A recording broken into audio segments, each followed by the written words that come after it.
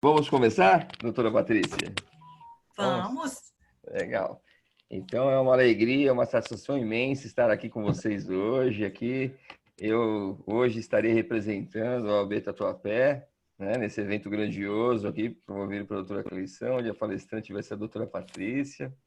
Em nome da doutora Rosimeire Solidária da Silva Mateus e a diretoria, e toda a diretoria, aos nossos presidentes de comissão, eu gostaria de recebê-la, essa nova palestra, um tema muito importante, né? Abandono afetivo inverso, ascendente ainda, muito, muito importante, e é um tema atual, né? Eu acho que é um tema muito atual. A doutora Patrícia sempre nos brinda com esses temas super atuais, né, doutora? Por isso que estamos ávidos a senhora vir nos visitar pessoalmente logo que acabar essa pandemia, viu?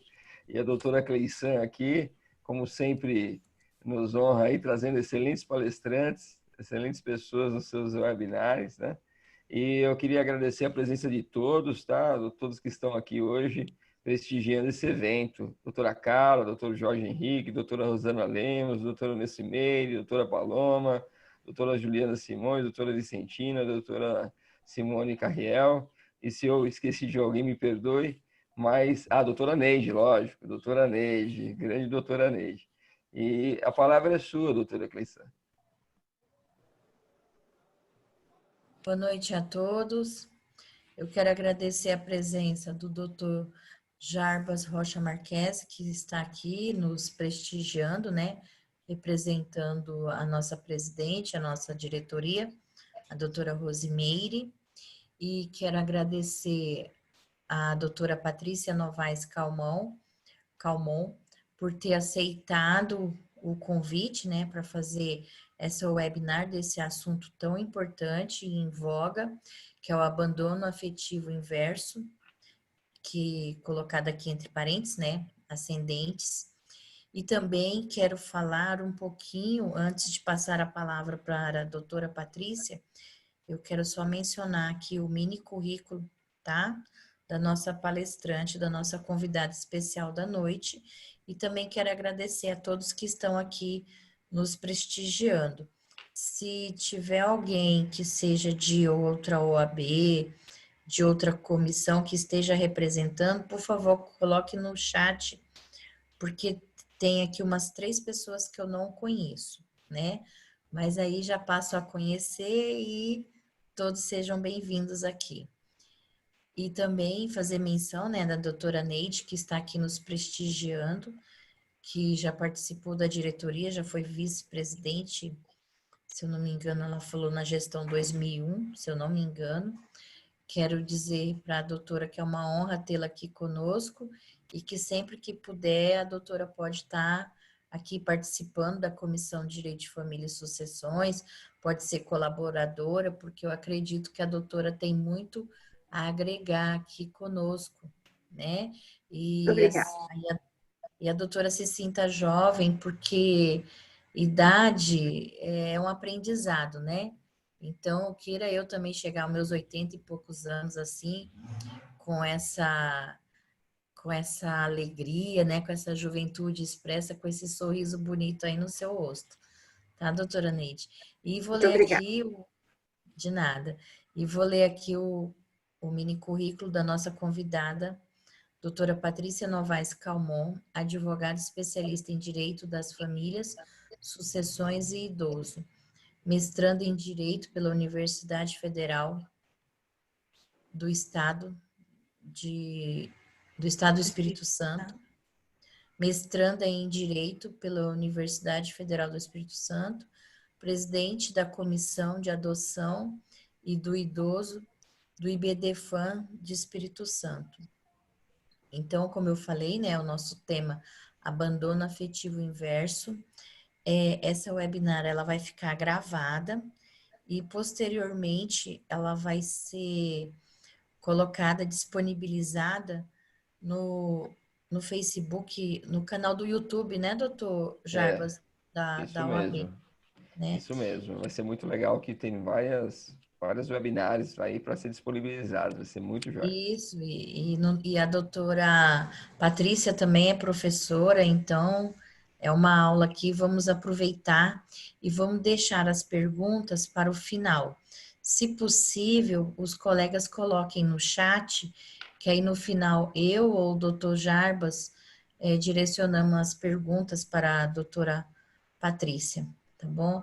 Doutora Patrícia, mais uma vez, seja bem-vinda aqui na nossa casa, na 101ª subseção da OAB Tatuapé, que as portas estão abertas. Quando estiver aqui em São Paulo, venha nos visitar, de preferência ano que vem, tá, doutora Patrícia? E a palavra é sua. Tá joia. Obrigada pela apresentação, doutora Cleisan. Obrigada também, doutor Jarbas.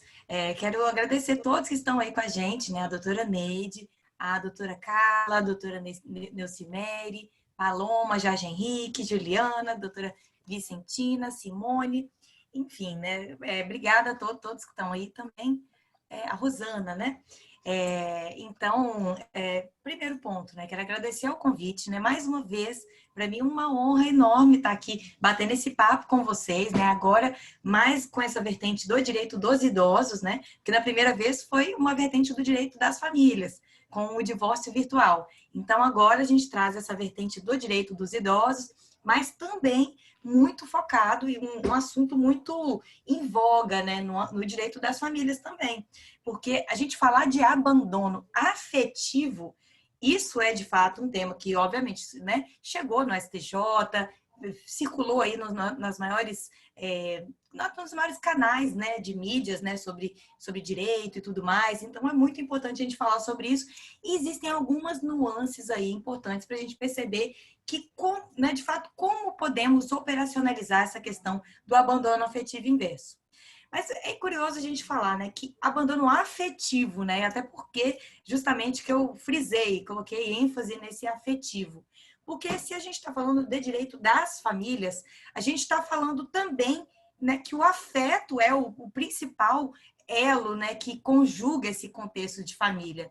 E justamente quando você elimina esse fator, muitas vezes, né, sendo que a própria Constituição da República estabelece que ele deve obrigatoriamente ser cumprido, né, naquele dever de cuidado, né, dos pais em relação aos seus filhos e também dos filhos em relação aos seus pais, idosos, enfermos e carentes. Então, a gente percebe que não é nem só idoso, né? Ascendente pode estar enfermo, pode ser carente, a ponto de demandar aí uma atitude, né, dos filhos em relação a eles. Esse direito, né, até está lá previsto lá no artigo 229 da Constituição. E mais, a gente, antes, obviamente, de falar do abandono afetivo em si, é bom a gente mencionar de onde esse abandono afetivo ele acaba surgindo. Porque acaba que existe uma construção bem difundida já a respeito do abandono afetivo filial. Esse, né, dos pais em relação aos filhos, esse lado da balança. Mas pouco, não é pouco, mas hoje em dia, mas não está tão difundido assim esse abandono que acontece nesse outro polo, né, da relação jurídica que é firmada, dos filhos em relação aos seus pais. Então, a gente percebe que esse abandono afetivo em si, ele tem sim origem constitucional. E a gente precisa ir além, porque a própria doutrina constitucionalista, ela acaba apontando, né, que esse artigo 229, que ele trata, né, de um dever de reciprocidade, porque se os pais cuidam dos filhos, depois os filhos devem cuidar dos seus pais.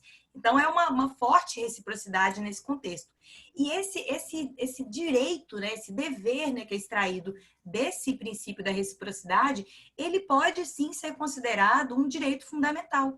E vai além, porque a doutrina constitucionalista ela acaba apontando que esse direito ele é considerado um direito à prestação material, né? Que a doutrina acaba mencionando que é um direito social por excelência. Mas o que é que significa de fato ser um direito à prestação material? E mais, originário. Essa descrição, né, tanto o Ingo Sarlet quanto o Gilmar Mendes, essa doutrina constitucionalista boa, que fala, né, bem de direito fundamental, ela acaba apontando que esse tipo de direito, né, direito à prestação material originário, esse tipo de direito fundamental, ele independe de qualquer regulamentação por parte do legislador infraconstitucional. Isso significa que existe, né, obviamente, um princípio da reciprocidade e existe um dever que foi atribuído, né, tanto aos pais quanto aos filhos nesse contexto todo. O próprio abandono afetivo já pode surgir de lá, diretamente, extraindo diretamente a sua força normativa da Constituição. Constituição. Então, a gente fala assim, muitas vezes as pessoas falam assim, mas não tem lei, então como que a gente vai poder, de fato, operacionalizar isso?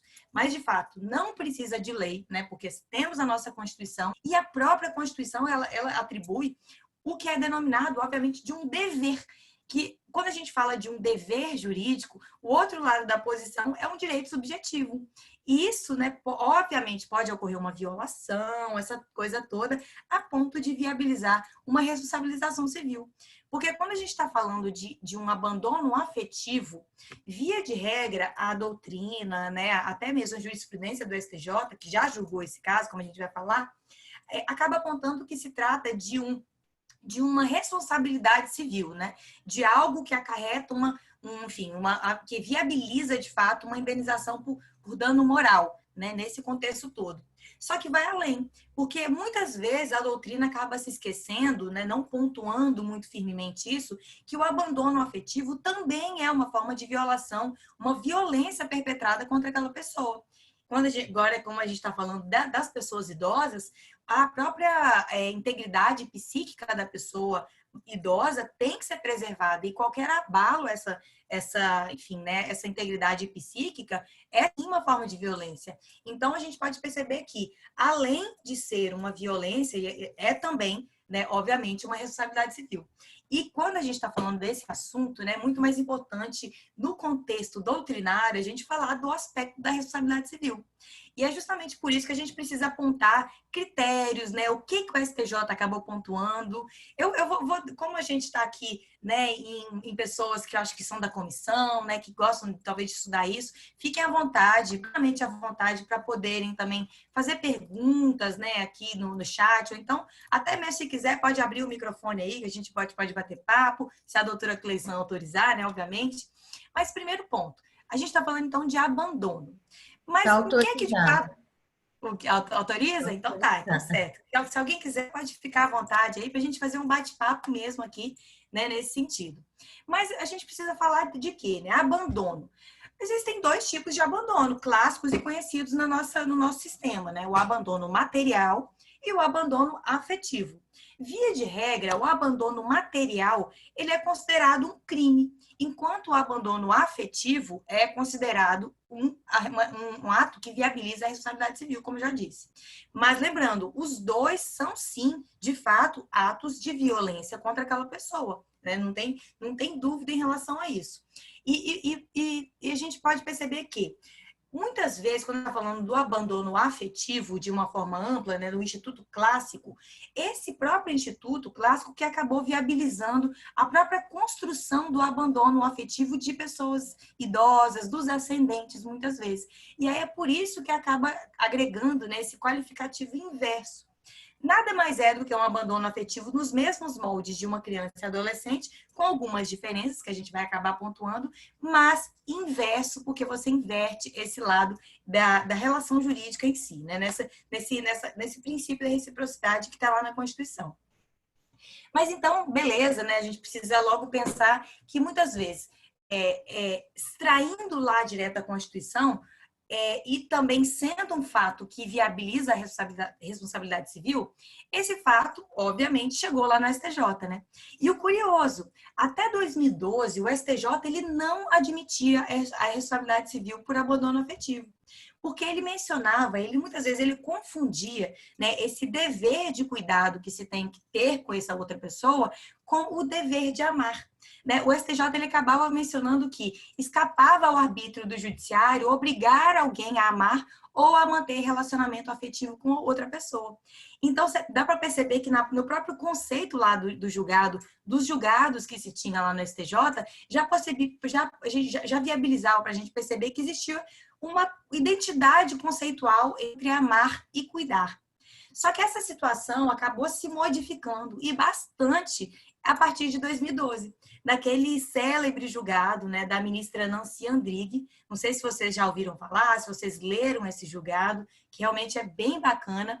E acaba que nesse julgado, a ministra Nancy, ela acabou pontuando, né, que na verdade, o que o abandono afetivo representa é uma violação desse dever jurídico de cuidado. Não tem nada de amar, que é justamente o que ela falou. Que ela falou que amar é uma faculdade, mas cuidar, né, obviamente, também conferir essa assistência aos pais, né, os ascendentes, muitas vezes, isso sim é uma obrigação. E quando a gente está falando de obrigação, aí vem aquela palavrinha que a gente já falou, de direito subjetivo, né, que se contrapõe a esse dever jurídico, e tudo isso sim viabiliza, obviamente, uma possibilidade de violação a ponto de, obviamente, a gente ter essa possibilidade de responsabilização civil. Então, a gente pode perceber que a ministra Nancy, ela acabou pontuando, né, ela acabou delineando de forma objetiva que viria a ser essas condutas caracterizadoras do abandono, do dano moral decorrente do abandono afetivo. Mas eu falei com vocês aqui do abandono material, né, que muitas vezes é crime, está lá tanto no Código Penal quanto também no Estatuto do Idoso, né, quando a gente está lidando com esse abandono afetivo inverso. Mas a ministra Nancy, ela acabou pontuando que seria esse ato de abandono afetivo, né, muitas vezes uma mistura, de fato, de dois, vamos dizer assim, tanto de uma questão mais comprometida, a questão moral mesmo, psicológica da pessoa, mas também pontuando alguns aspectos materiais. Olha o que a ministra falou. Ela falou assim, olha, que para além do necessário para a manutenção da criança, que no caso era um abandono afetivo filial. Então ela falou assim, para além do necessário para a manutenção da criança, aí a gente coloca para a pessoa idosa também, para o ascendente, aí ela mencionou assim, e no caso da assistência aos ascendentes, né, a gente pode estar falando de uma subsistência também deles. Então, ela falou, para além do necessário para a manutenção, o cuidado abrangeria também elementos imateriais indispensáveis para o pleno desenvolvimento daquele ser humano. Então, a gente percebe que pode sim, né, para além da questão do alimento, do abrigo, da saúde, muitas vezes, que é realizada até mesmo através de alimentos in natura, né, muitas vezes, a ministra Nancy, ela acabou pontuando que outros elementos imateriais, como ela exemplificou, educação, lazer, regras de conduta, isso sim também viabilizaria essa questão do abandono afetivo. Então, a gente precisa perceber que, sim, hoje em dia o STJ ele autoriza a questão do abandono afetivo filial, mas a doutrina já está bastante construída. Rolf Madaleno, Maria Berenice Dias, Cristiano Chaves, todo mundo fala do abandono afetivo inverso e autoriza ele, né? O Conrado Paulino, acho que a Glícia Brasil.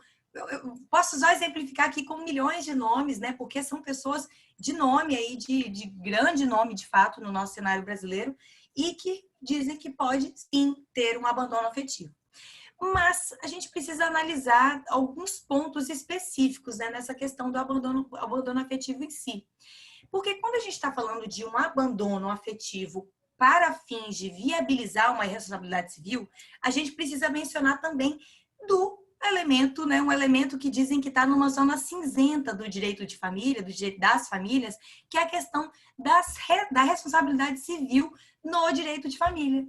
Porque existem, né, algumas teses, algumas correntes doutrinárias aí que apontam que, inclusive, que é uma tese denegatória, que fala que não pode, não é incabível a responsabilidade civil no plano do direito das famílias.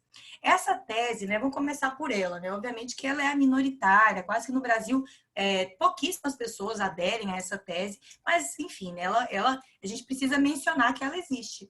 E é curioso mencionar que essa tese denegatória, né, ou seja, aquela que não admite a responsabilidade civil na área do direito das famílias, ela muitas vezes ela se pauta numa doutrina, né, que veio lá do direito romano, muitas vezes, né, de uma doutrina da imunidade parental.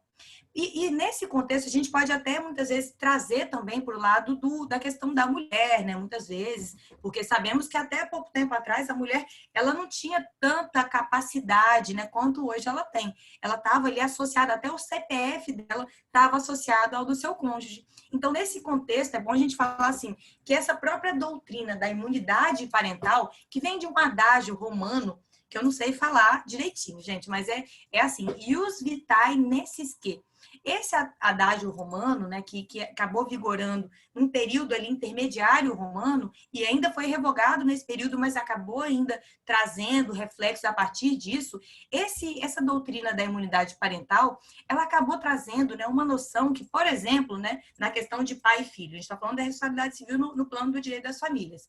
Então, no contexto dos filhos, naquela época, os pais, eles tinham, de fato, direito, né, de vida ou morte em relação aos seus filhos. Eles poderiam até mesmo matar os seus filhos, porque era como se fosse uma propriedade dos filhos. E, de fato, né, trazia com isso um direito, né, irrestrito ao pai, né, que autorizava, enfim, a prática enfim, de bater no filho, até matar mesmo, né, esse contexto todo.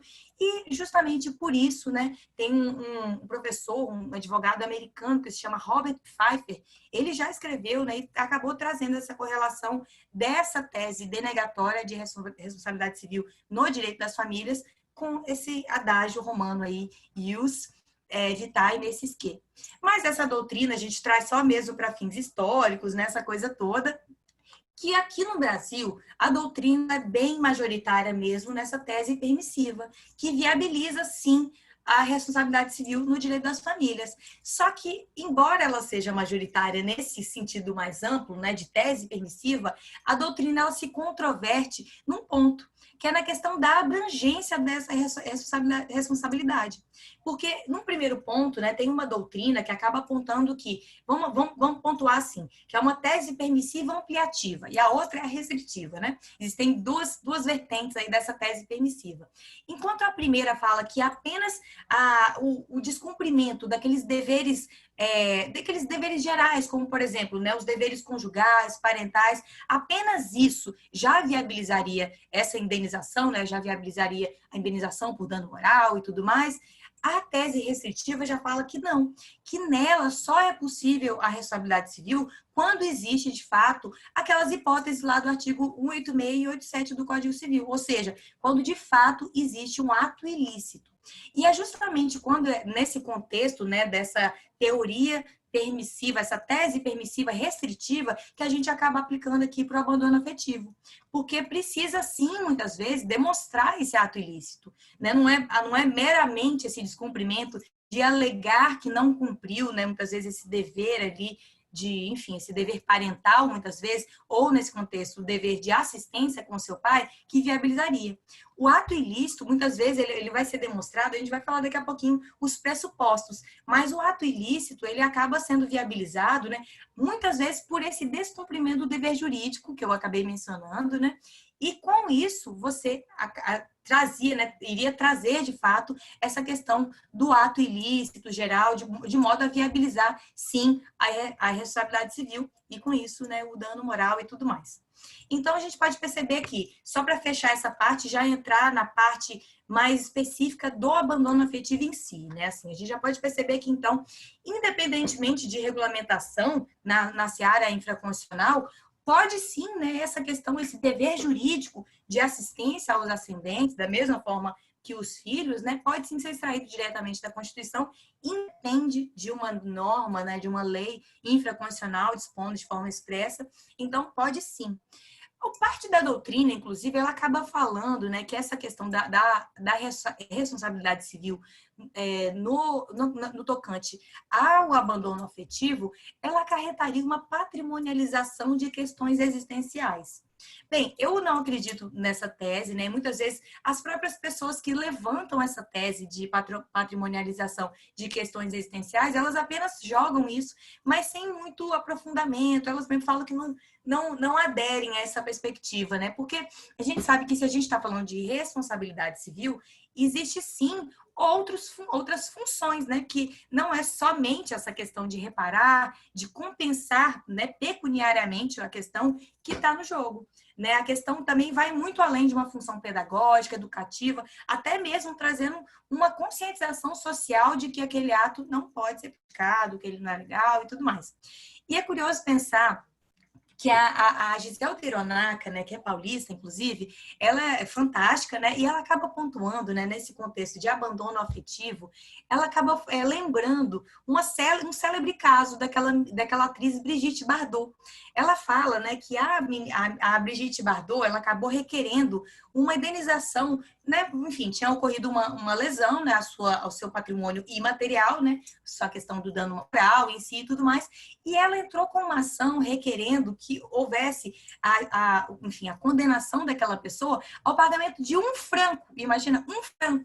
Mas que naquele momento tivesse os meios de comunicação do mundo inteiro e tudo mais. Ou seja, a gente pode perceber que, para além da questão patrimonial em si, também existem essas outras funções da responsabilidade civil, que no caso dela, né, foi trazer de fato, né, a mídia e tudo mais e demonstrar que aquilo ela tinha ganhado e que aquela pessoa estava errada mesmo naquele contexto. Ela de fato jogou no ar, né, todo esse contexto aí, né, desse caráter pedagógico, dissuasório, né, da responsabilidade civil. E isso é bacana e a gente precisa também pensar que deve ser sim analisado, nossa perspectiva e tudo mais. Então, a gente pode perceber, não sei se vocês perceberam, mas eu falei em alguns momentos que existe um dever de cuidado e um dever de assistência. Muitas vezes, quando a gente está falando de um dever de cuidado, né, que é aquele mencionado pela ministra Nancy Andrighi, lá do STJ, naquele julgado, eu acredito que a gente esteja falando mais, de fato, de um dever voltado à questão dos filhos, de fato, um dever de cuidado mesmo. Quando a gente está falando de ascendentes, eu acredito que seja melhor, seja mais adequado falar de um dever de assistência. Muitas vezes, né? Porque acaba mudando esse viés que a gente precisa analisar, a questão do cuidado de uma criança para o cuidado de um ascendente. Quando a gente está falando de direito dos idosos, muitas vezes, a gente não pode esquecer nunca que a questão da autonomia e da autodeterminação da pessoa idosa são as tônicas interpretativas de todos os direitos da pessoa com mais de 60 anos, né, nesse contexto, e mais. Hoje em dia, existe uma convenção, que é chamada uma Convenção Interamericana dos Direitos Humanos da Pessoa Idosa. E essa convenção, que é uma convenção daqui, né, do Interamericana mesmo, que já tem processo de internalização aqui no Brasil, essa convenção acabou pontuando um outro termo que a gente nunca pode se esquecer. E é justamente por isso que a gente pode falar, né, de um dever diferente daquele dever de cuidado, né, da criança em si.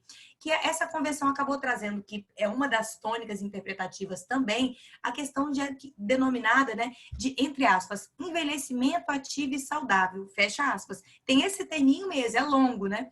E justamente nesse contexto de envelhecimento ativo e saudável, que o próprio conceito, diferente de envelhecer, é um conceito de você, de fato, oportunizar, potencializar direitos fundamentais, inclusive a autonomia daquela pessoa idosa. Nesse contexto, a gente pode perceber que o filho, ele tem, obviamente, um dever de assistência, mas sempre, obviamente, preservando a autonomia daquela pessoa idosa, né? Enfim, a autodeterminação, as vontades dela, né? E, obviamente, até mesmo sendo ela incapaz, muitas vezes, a vontade dela também tem que ser levada em consideração.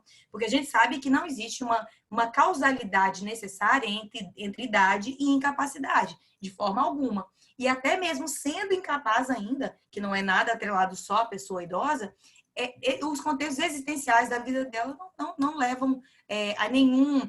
Enfim, não são, de fato, reduzidos por conta, por exemplo, de uma curatela, nem nada assim, principalmente agora, depois do Estatuto da Pessoa com Deficiência. Então, beleza, né? Fazendo essa análise também aí do direito dos idosos, para a gente também não se perder nesse contexto, né? Voltando à questão do abandono afetivo, o IBDFAM, ele acabou trazendo dois enunciados bem legais nesse sentido, que ele mencionou assim, que o abandono afetivo pode gerar direito à reparação pelo dano causado, e mais, que é cabível o reconhecimento do abandono afetivo em relação aos ascendentes idosos. Esses são os enunciados 8 e 10 do IBDFAM. Então, beleza.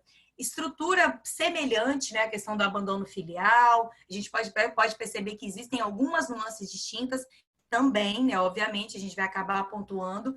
Mas se a gente está falando de responsabilidade civil, vamos entrar também em alguns pontos importantes aqui. Eu não sei se todos nós somos advogados, né, para a gente poder, de fato, eventualmente, se tiver um cliente, né, perante a gente e tudo mais, enfim. Esse contexto do abandono afetivo, você, o advogado, enfim, a pessoa, né, que vai demandar por esse abandono afetivo, ela precisa demonstrar todos os requisitos, né, da responsabilidade civil, que são, de fato, a conduta culposa, o dano e o nexo de causalidade. Então, assim, é curioso a gente pensar, né, que a gente está falando de uma responsabilidade subjetiva mesmo. E isso, né, a demonstração da culpa, né, enfim, aquele propósito, né, de que aquela pessoa quis, de fato, violar, né, aquela questão psíquica da pessoa, isso sim deve sim ser comprovado. Embora o STJ tenha falado, né, que eu vou falar daqui a pouquinho, um pouquinho mais, tenha falado que é uma questão de um dano in re ipsa. Mas vamos lá, vamos justamente nesses contextos aí, nesses requisitos da responsabilidade civil em si, que é subjetiva, não vamos nos esquecer. A Giselda Ironac, ela também acaba mencionando que a conduta, ela... Pode falar, doutora Cleison. É que eu acabei... Você falou alguma coisa antes agora, que você falou que vai mencionar depois. Eu ia anotar, o que foi? Sim, é uma conduta in re ipsa. O STJ acabou ponderando que, embora a responsabilidade civil seja, de fato, subjetiva, existe como se fosse uma culpa presumida por conta desse in re ipsa. Entendeu? É igual aquele de muitos... como é que fala? De responsabilidade por ato de consumo, né, por violação de direito do consumidor, muitas vezes ele é in re ipsa. Então, o STJ falou que aqui também é. Então, embora seja subjetiva, para a pessoa que está postulando por esse direito, é interessante mencionar que essa culpa presumida acaba viabilizando aí, né, essa possibilidade de culpar a culpa do outro, né, porque você acaba presumindo pelos outros fatores, né, e tudo mais. Mas eu vou chegar lá direitinho e tudo mais, eu vou falar exatamente o que o STJ falou. Pode ser? Então tá. Então, beleza, né? A gente pode falar, então, que existe, então, a necessidade de comprovar essa conduta culposa, né? E a Giselda Ironac acaba mencionando essa conduta, essa ação, não é uma ação, né? De fato, é uma conduta omissiva.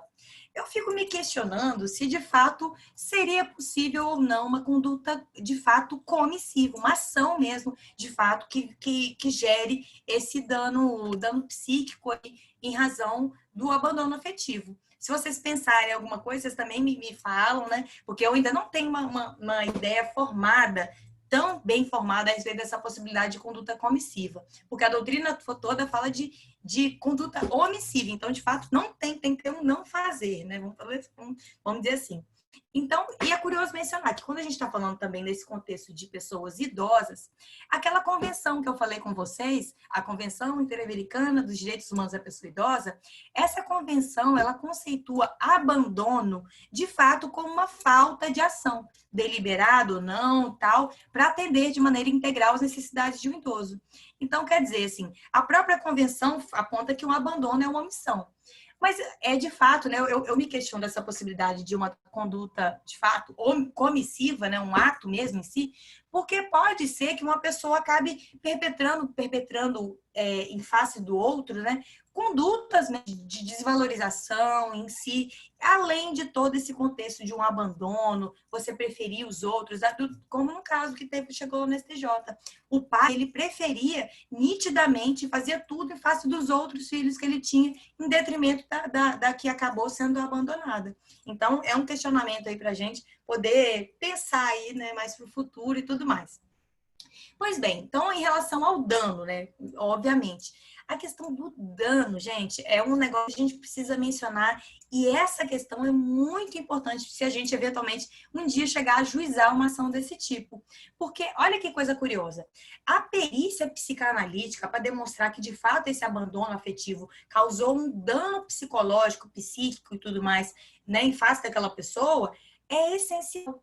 Então, por exemplo, a juntada de laudos médicos, psicanalíticos, demonstrando, né, que esse dano realmente ocorreu por conta desse abandono afetivo, que a pessoa teve depressão, que teve, né, tudo isso que pode ter acontecido de fato ali, dentro da mente da pessoa.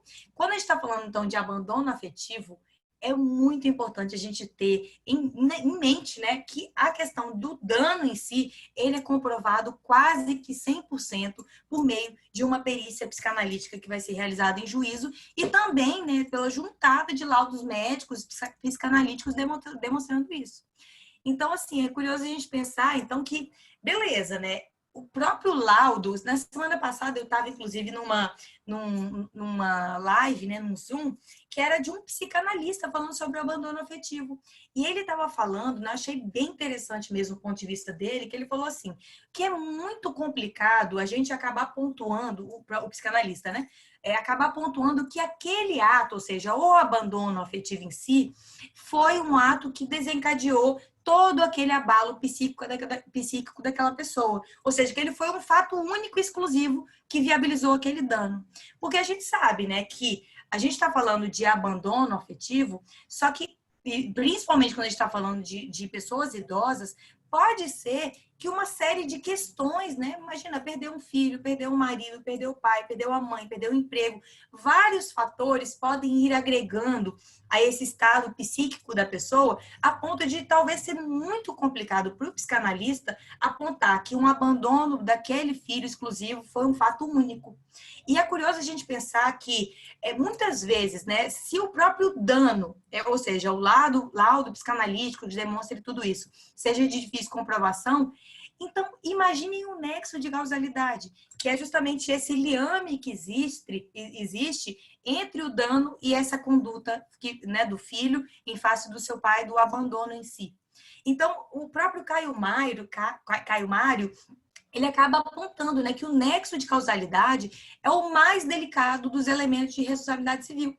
E justamente, né, imagina, quando a gente está falando de um abandono, eu não sei vocês, mas eu acredito que seja, assim, muito fácil a gente imaginar que, de fato, é possível que existam outros elementos aí na vida dessa pessoa a ponto de afastar essa responsabilidade civil pelo abandono. Por quê? Porque pode ser que a pessoa, o filho, por exemplo, né, chegue e fale assim, olha, você está falando que você teve esse abalo psicológico por conta do abandono, mas não é bem assim.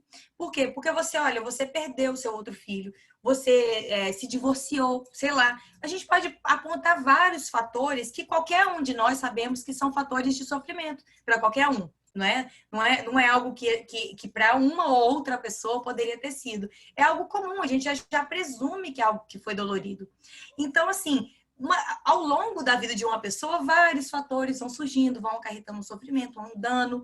Então, dissociar e apontar que aquele elemento foi o único exclusivo para o abandono afetivo, isso é bem complicado de fato. Então, a gente percebe que beleza, a gente precisa comprovar, né, o ato, né, essa conduta omissiva do abandono, precisa comprovar o dano psíquico mesmo, e também vai além.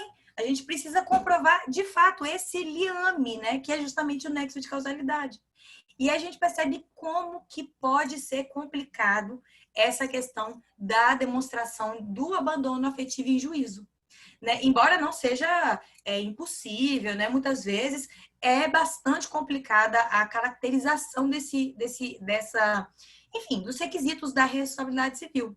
E a gente pode perceber que, assim, quando a gente vai agregando sofrimentos, né, vamos dizer assim, nessa expressão, quando a gente vai agregando sofrimentos a uma pessoa, pode ser que exista um ato, né, uma questão que lá na responsabilidade civil o pessoal chama de concausa, pode ser que exista uma concausa, ou seja, uma causa que foi ali, que foi se agregando, né, ao abandono afetivo também, e isso afaste justamente o dever, né, de indenizar, ou seja, afaste essa responsabilidade civil. E aí a pessoa entra com a ação, postulando pelo direito, demonstrando tudo mais, e aí chega lá o laudo psicanalítico e fala assim, não, você está falando que foi isso, mas na verdade não foi. Foi outro fator que acabou desencadeando isso. Então a gente percebe que a questão da concausa, no nexo de causalidade, pode sim acabar quebrando essa cadeia causal original e isso afastar a responsabilidade civil. Olha que coisa curiosa, assim, a gente acabar pensando, né? Que quando a gente analisa isso, é muito sensível tudo, né? O próprio psicanalista estava falando como que é difícil apontar que um ato exclusivo foi, né? O abandono em si foi um ato exclusivo para aquele dano psíquico. Mas quando a gente analisa tudo isso, a gente pode perceber que será que de fato isso é de fácil comprovação? Será que a gente precisaria de ter muitos laudos de vários psicanalistas, médicos e tudo mais para poder viabilizar isso? Enfim, né? a gente sabe que essa questão da causalidade quebrada, né, muitas vezes, ela pode ser, muitas vezes, até mesmo praticada por duas pessoas, né? O que até o Cristiano Chaves, ele acaba pontuando o que é denominado de uma causalidade plural comum. Por exemplo, pode ser, né, que a gente acabe evidenciando um abandono afetivo praticado por mais de um filho. É tranquilo isso a gente imaginar, né? E nesse caso, né, até mesmo lá pelo artigo, acho que é 942, lá do Código Civil, fala que se tiver, imagina, o ato tiver sido praticado por mais de um filho, por exemplo, por mais de uma pessoa, isso faria com que eles tivessem uma responsabilidade solidária. Olha que curioso a gente pensar assim, que como pode ir agregando uma série de elementos nesse contexto de abandono afetivo inverso também. E existem outros cenários, né, de causalidade complexa, colateral e tudo mais. Se alguém quiser depois se aprofundar um pouquinho mais nesse assunto, pode me mandar uma mensagem lá no Instagram, ou então um e-mail, qualquer coisa assim, que eu possa encaminhar um texto mais abrangente sobre essa questão da causalidade, né? Dessa questão do nexo de causalidade e da existência de concausas na questão do abandono afetivo em si. Porque também, né, meu tempo vai acabar daqui a pouquinho, já estou com quase, acho que 1 hora aí, né? Mas então tá, a gente falou do STJ e do caso paradigmático, e aí eu falei com a doutora Cleizan a questão do dano in re ipsa. A ministra Nancy Andrighi, ela acabou pontuando que, como eu falei, o dano ele é in re ipsa, ou seja, existe uma culpa presumida. Então, a gente já viu aqui o cenário da responsabilidade civil, né, dano, a conduta e o nexo de causalidade. E justamente a conduta que justamente pega esse contexto do dano in re ipsa. Porque a ministra acabou pontuando, né, que justamente se você comprova a conduta, muitas vezes, a culpa nesse contexto, né, essa culpa de fato perpetrar aquele ato de forma culposa mesmo, ela sim seria presumida. Só que vai além, porque quando a gente está falando de, por exemplo, uma responsabilidade subjetiva ao contrário da objetiva, o que diferencia entre elas é a existência de demonstração de culpa em uma, né? Que nem lá nos casos lá de consumo, que não precisa demonstrar culpa. Aqui a gente tem sim que demonstrar culpa, só que existe uma presunção. E essa presunção, né, como se fosse uma inversão do ônus da prova em favor da vítima. Ela acaba pontuando, né, que existiu o dano, né, ou seja, o dano psíquico, que o laudo tem que acabar demonstrando que foi praticado por conta, né, que foi derivado, né, de fato, por conta desse abandono afetivo. Então, ela acaba trazendo ao processo, né, a questão do dano em si, né, a prática em si que aconteceu, e aí vai caber ao outro, de fato, ao abandonante, a prova disso aí, pela teoria lá da ministra Nancy Andrighi, ou seja, em re ipsa por isso. Vai inverter esse ônus da prova. Mas é importante a gente deixar bem firme que essa culpa presumida, ela não significa, de fato, que isso é uma responsabilidade objetiva. Pode ser, né, que essa pessoa consiga afastar. Olha, eu estou comprovando aqui por A mais B que não teve. Então, não teve culpa, então pronto, não tem, entendeu? Então, assim, diferente lá da objetiva, que não precisa nem entrar nesses meandros, nesse contexto de culpa e tudo mais. Então, assim, mas é curioso mencionar, né, que o Cristiano Chaves, ele também faz uma crítica, ele e o Nelson Rosenwald, né, nesse contexto de culpa presumida, né, que eles acabam pontuando, né, que muitas vezes, eles tem até aqui um trechinho que eles falam, né, que eles falam assim, que essa culpa presumida, se fosse analisada como se fosse um oba-oba, né, de justamente, então já que é presumida, não tem que comprovar, como se fosse uma responsabilidade objetiva, eles acabam falando assim, que a culpa presumida converteria a dignidade em um sacrossanto princípio, sacramentando o ande beato, que é aquele de pagar, né, pelo simples relato da vítima quanto ao fato que abstratamente lhe causou lesão à dignidade. Então, assim, a questão também da culpa presumida, é importante a gente também deixar isso bem firme aí na nossa mente. Outro ponto que eu quero mencionar com vocês é da questão da relativização do princípio da reciprocidade. Porque a gente falou do princípio da reciprocidade lá do artigo 229 da Constituição, né, que é um direito fundamental e tudo mais, que é extraído lá diretamente da Constituição, inclusive. E o IBDFAM, ele acabou editando, né, um enunciado, que é o enunciado 34.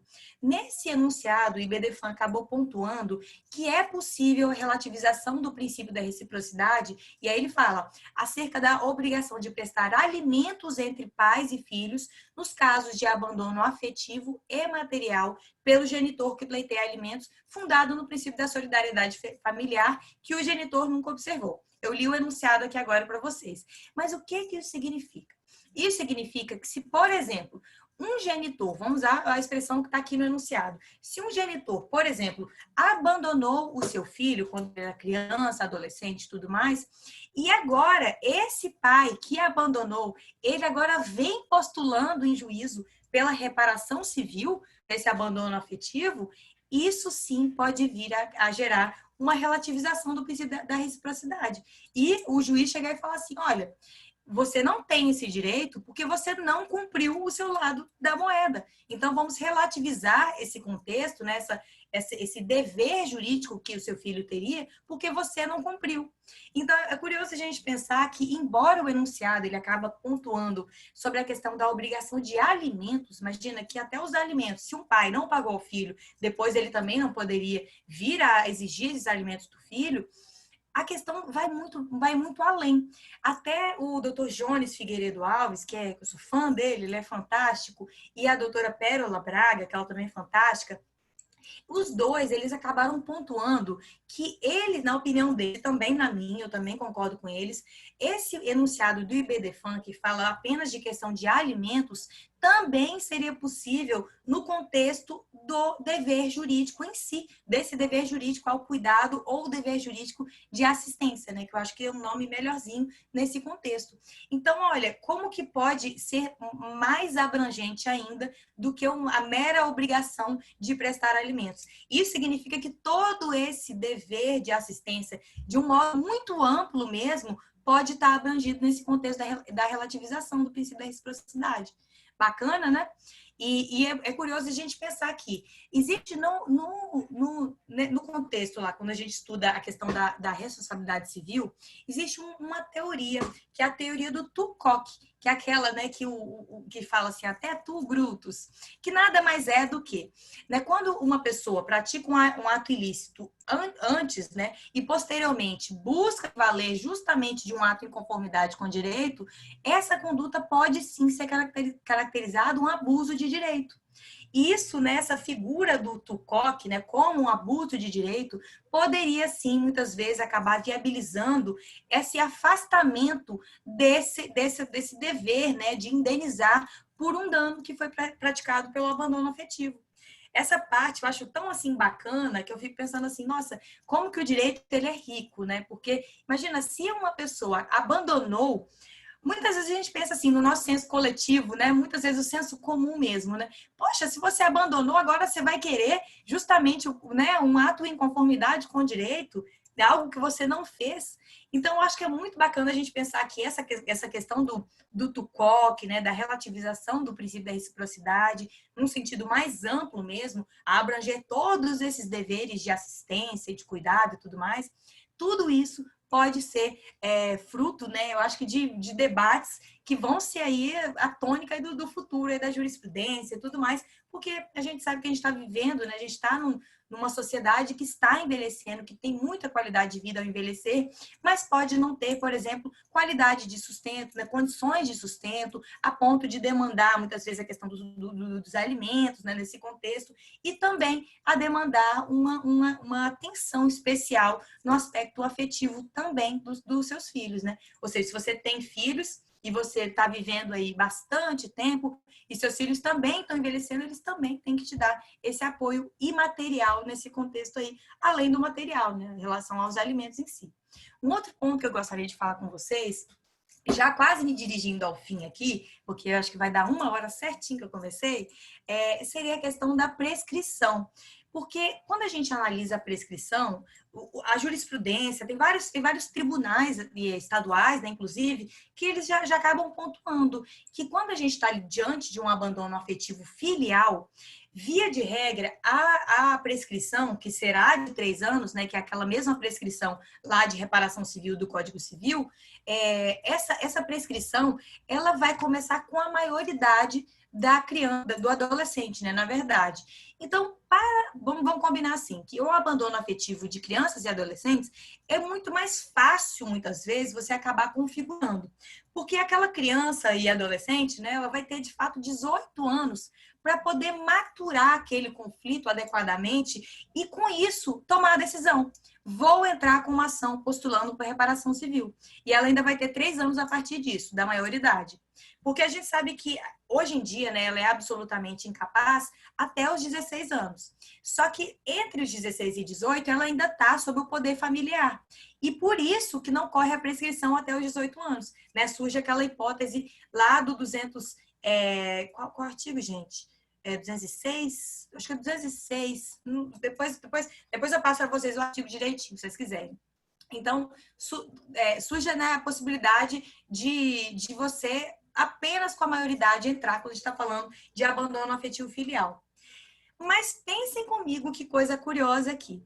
Quando a gente está falando de um abandono afetivo de pessoas idosas, né, enfim, dos ascendentes, que não precisam nem ser idosos, pode ser enfermo, carente, né, essa coisa toda que a gente mencionou, você teria 3 anos para, de fato, postular em juízo esse dano, né? E aqui a jurisprudência acaba pontuando, né, que é muito importante a aplicação da teoria da actionata. Essa teoria, ela faz com que, a partir do conhecimento da lesão, né, da lesão ao direito subjetivo em si, que iniciaria esse prazo prescricional. Mas eu falei com vocês aqui o dilema do laudo, não falei? O dilema da questão, por exemplo, de pontuar que o abandono afetivo foi o exclusivo e tudo mais. Mas aí eu vou trazer um outro requisito, uma pimenta aqui nessa questão do laudo, até mesmo nessa questão da prescrição. Porque olha que coisa curiosa. O abandono afetivo, ele é como se fosse, na verdade, né, evidenciado como se fosse um filme. Ele não é uma fotografia, ele não é um ato que foi praticado em um dado momento e, a partir dali, você já sabe que aquele dano se evidenciou de fato. Ele é como se fosse um filme, uma série de atos que vão sendo cometidos ao longo do tempo, e aí, a partir de determinado momento, aquela pessoa acaba se ligando muitas vezes, né, de todo esse dano psíquico que aquele abandono lhe acarretou. Então, a gente pode perceber que é curioso pensar que, no caso do abandono afetivo inverso, né, dos ascendentes em si, como até mesmo esse laudo pontuando o momento exato que aquele ato, né, o abandono, aquele dano em si foi ocasionado, como que ele poderia ter feito até mesmo para fins de prescrição. Porque não existe outro momento, pelo menos um momento objetivo, né, para a gente conseguir analisar, para que a pessoa consiga aferir que aquele prazo prescricional de 3 anos teve início. E é curioso pensar que, se não fosse assim, né, a gente percebe que, por exemplo, se não fosse assim, nesses moldes, se não tivesse um dado objetivo, você estaria, muitas vezes, relegando, né, ao abandonante o direito, né, enfim, né, muitas vezes uma situação bem maluca mesmo, bem inconsistente, dela poder chegar em juízo e falar assim, olha, você está falando que o abandono foi cometido agora, enfim, vamos dizer assim, há pouco tempo, mas, na verdade, ele já acontece há muito tempo. Então, a gente pensar que você atribuir ao próprio abandonante, né, o réu nessa ação aí, a possibilidade de alegar que a prescrição já foi fulminada, né, porque, de fato, o dano já estava ali e tudo mais, isso parece ser muito... Como é que a gente pode dizer assim? Eu não tenho nem palavra para falar isso, mas assim, parece um tanto quanto inconsistente. Então, eu acho que o laudo psicanalítico, enfim, ele também acaba tendo um importante papel, né, nesse contexto de delimitação também da prescrição. Porque, adotando a teoria da actinata, né, que é o conhecimento da lesão, e nesse contexto de abandono afetivo, parece que isso seria um momento mais objetivo. Mas isso é um ponto de vista meu, que não tenho doutrina nesse sentido. Na verdade, eu nunca vi uma doutrina que falasse desse contexto de prescrição no abandono afetivo. E vocês podem, depois, a gente pode bater um papo, né? Vocês podem falar, mas eu acho que é melhor assim, assim, né? Eu acho que é sempre rico o debate que a gente tem sobre o tema. Mas nesse contexto, a gente pode perceber que sim, nesse contexto de abandono, né, os atos são muito sutis. Pode ser que uma pessoa chegue, olha que coisa mais maluca seria. A pessoa chega e fala assim, olha, eu tenho 3 anos, né, então, para eventualmente ser réu nessa ação, né, de reparação civil. Então, a cada 2 anos e 8 meses, eu vou lá visitar minha mãe, meu pai, né, meu ascendente, para que eu vou chegar e vou falar assim, não, olha, eu fui ali ó, te visitar, tem até prova. Aí vai levar os filhos todos de testemunha, vai levar aquela coisa toda.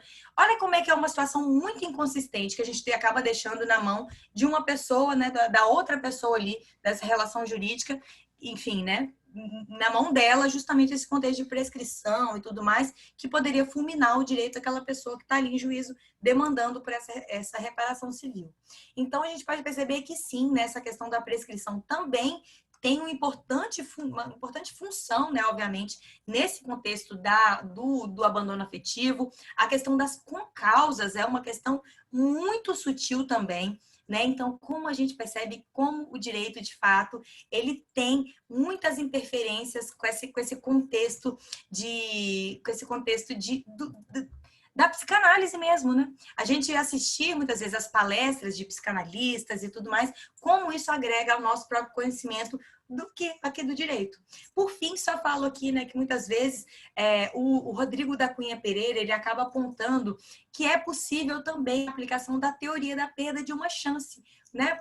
Ou seja, para aquela pessoa que se viu privado de conviver com familiares e tudo mais, nesse contexto de abandono afetivo inverso também, né?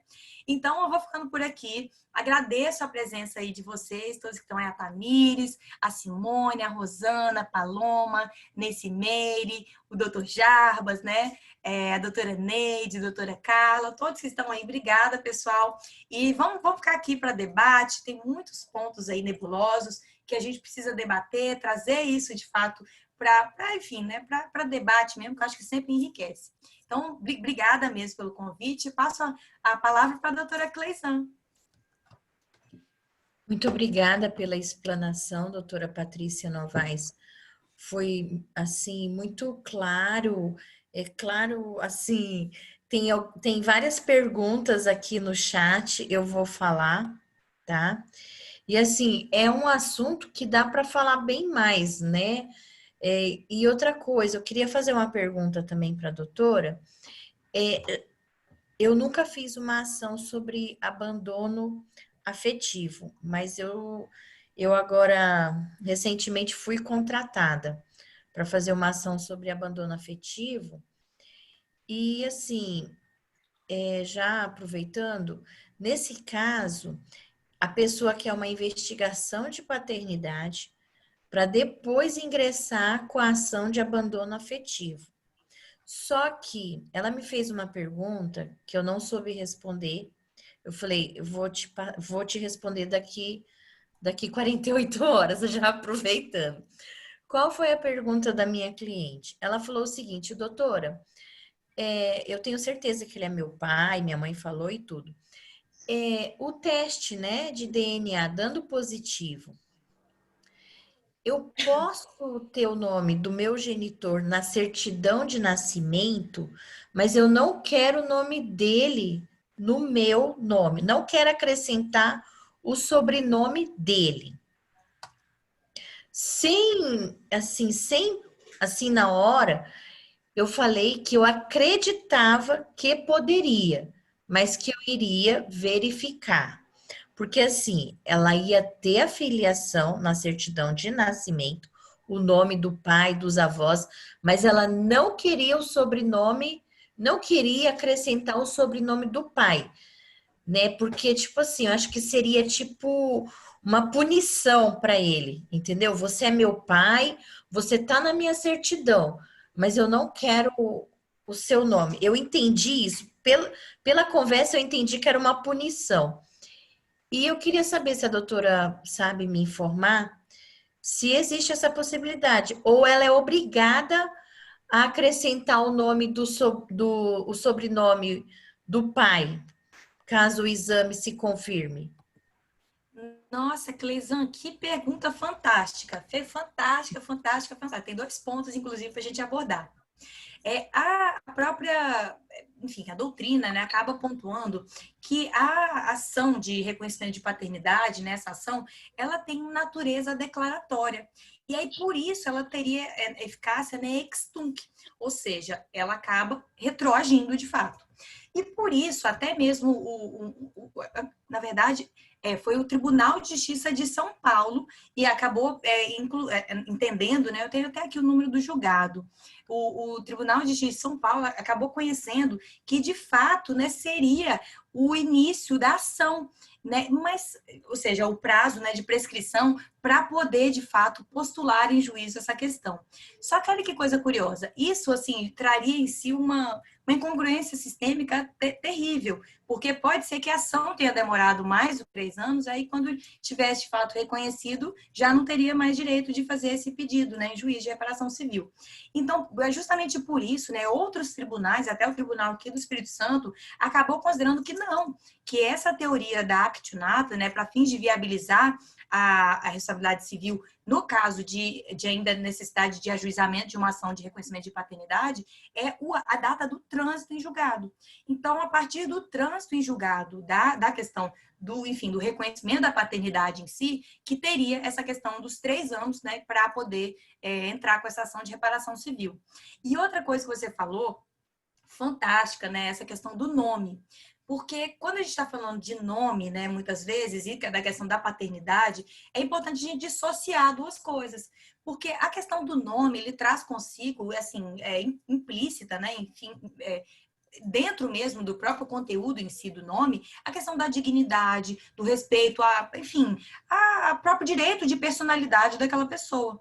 E isso significa, né, que a pessoa, ela pode, sim, até mesmo no STJ, agora, há pouco tempo, posso sentir encaminhar o número do julgado, ele entendeu que a filha, no caso, poderia tirar o nome do pai, e não foi um fato novo. Em 2015, teve o STJ também julgou esse mesmo, um caso semelhante, que acabou retirando o nome do pai, o sobrenome, né, do pai, daquele contexto de nome.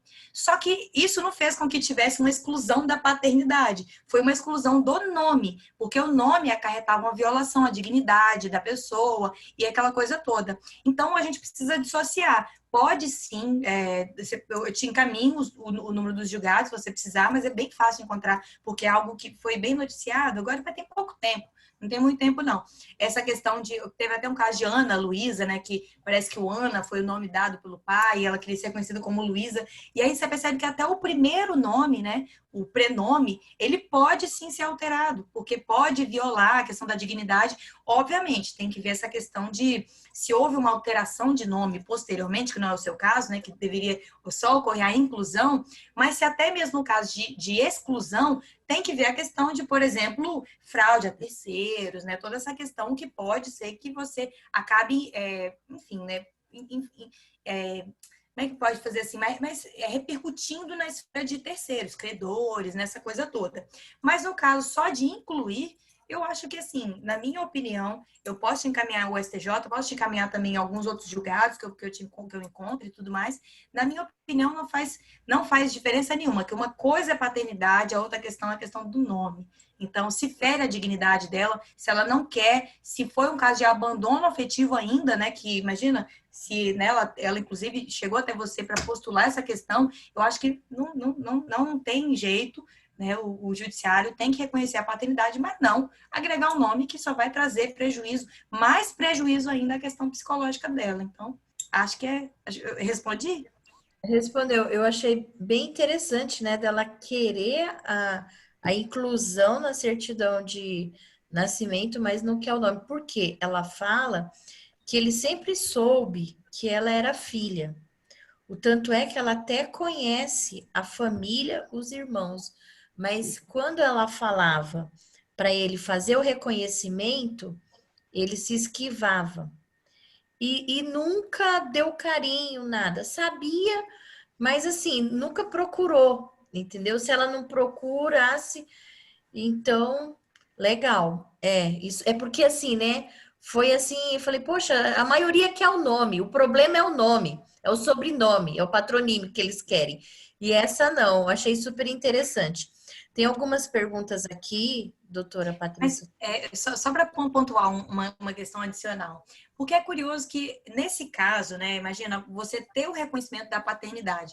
Obviamente, imagina, para fins também patrimoniais, se ela precisar de alimentos, se ela precisar pagar uma faculdade, se ela, eventualmente, no futuro, né, tem sempre o caso, né, do pai rico, né, que ele vai lá, vai falecer, vai deixar tudo, ou seja, além do abandono material, o abandono moral em si, o abandono afetivo, né, que também pode ser chamado de moral em si, a questão do você acaba beneficiando uma pessoa, né, muitas vezes em aspectos patrimoniais pelo não reconhecimento.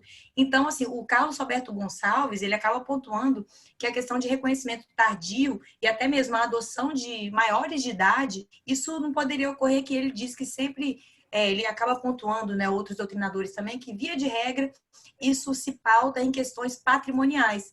Só que aí que tá, você analisar a questão do patrimônio só em detrimento daquela pessoa que, inclusive, não, né, não teve o pai presente, não teve aquela pessoa ali, em favor do outro que, inclusive, abandonou, que não quis reconhecer, me parece uma balança um pouco errada, analisar esse viés do patrimônio, sempre em prejuízo da pessoa que, inclusive, já foi abandonada. Tipo, não pode porque só quer questão patrimonial. Por que não? É, Né? Quem disse que na, não? Por que não, né? na verdade, ela não precisa financeiramente dele, né? Seria mesmo como uma punição pela ausência do pai, né? Que os outros tinham, ela não tinha. Então, assim, financeiramente ela não precisa dele. É mais fácil ele é bem, mas ela tá muito bem, entendeu? Sem o pai. Então, ela quer mostrar que ela venceu mesmo não tendo o apoio dele. Então, Uhum. aí é um dano moral, né? Sim, eu acho que você deveria entrar com essa ação, né, de reconhecimento de paternidade, e também a de abandono afetivo. E se der certo, depois você me conta, né? Porque É de diferente, fato, né? é A bem maioria, bacana. a maioria quer o dinheiro, né? Quer herança, quer isso. O caso dela, claro que vai repercutir na sucessão, tudo. Mas o caso dela é mais uma questão assim de afirmação, mostrar, ó, eu venci, mesmo você não me dando suporte emocional e outras coisas. Então Sim, isso tá. aí. Doutora, Doutora, tem se me uma... permite uma parte, eu já fiz várias ações no sentido de reconhecimento de paternidade. Eu acho que você não deve sequer colocar na sua petição que não quer que inclua um nome. Esqueça isso. O que você quer é o reconhecimento e a inclusão do nome dele e dos avós na certidão. Ignora a mudança do nome. Eu fiz isso com um rapaz de 26 anos, que era o meu cliente, deu tudo certo, sem problema. Então, como não está no pedido e nem está citado, então não haverá nem sequer a oportunidade do juiz incluir. Vai dar certo. Para não dar Vai dar outra certo. petita, né, doutora? Para não dar outra Isso, petita. claro. Né? Isso, não menciono, não É menciono. isso. Para vocês verem como que é questão de forma profissional, né? Assim, eu citaria. Doutora Neide, né, uma experiência tremenda. Também vale a pena seguir a ideia da doutora Neide, mas eu citaria. Porque isso vai acabar reforçando, muitas vezes, o seu abandono afetivo que você também está querendo demonstrar. Então, assim, muitas vezes mencionar que a questão do nome, né, é um direito personalíssimo, a questão da dignidade, né, todo esse contexto todo. Mas, enfim, né, você quer o nome da paternidade, dos avós, tudo mais, mas não quer o sobrenome da pessoa, ele para ela carregar com ela, entre aspas, esse estigma de sofrimento que pode ser para ela. Então, a ideia da doutora Neide também é fantástica, super prática também, mas tá aí, né? Um posicionamento aí, Mas dois eu posicionamentos. gostei do adendo, eu gostei porque como a intenção é uma ação posterior à ação de investigação de paternidade, e aí já vem, né, demonstrando isso mesmo. O palpite das duas eu vou analisar. Muito obrigada. Tem uma pergunta aqui, na verdade tem várias. Vou começar aqui. É a doutora Letícia Ucha. Ela colocou: boa noite a todos. Um filho abandona o pai idoso, doente. Faz jus à herança?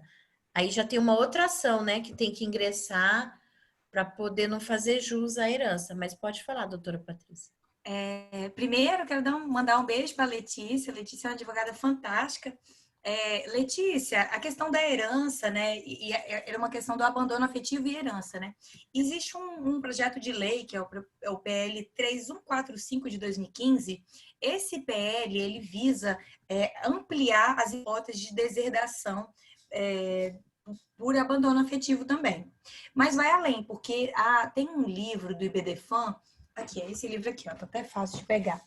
Nesse livro aqui, do IBDFAM, tem um artigo da Fernanda Barreto, que ela acaba pontuando que até mesmo pelas hipóteses que já existem lá no Código Civil, lá no 1962, acho que é no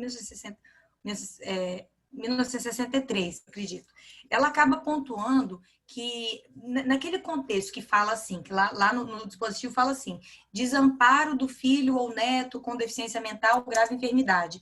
Então, nesse contexto, ela acaba pontuando que o abandono afetivo ele já estaria como se fosse implícito numa interpretação mais abrangente, né, desse contexto da deserdação. Então, ela já fala que atualmente, né, nesse texto, nesse artigo, nesse livro aqui, ela fala que atualmente já poderia viabilizar a deserdação, a questão do abandono afetivo, mas isso é um PL ainda também para que, de fato, seja uma, vamos dizer assim, algo que está ali, né, na lei, abandono afetivo, de fato, que é esse PL 3145. E, enfim, não é lei ainda, existe doutrina que tenta já ampliar esse contexto da deserdação, mas, via de regra, o abandono afetivo ele não vai acarretar, a não ser nesse caso de deserdação e tudo mais, ele não vai tirar, vamos dizer assim, a possibilidade do abandonante herdar.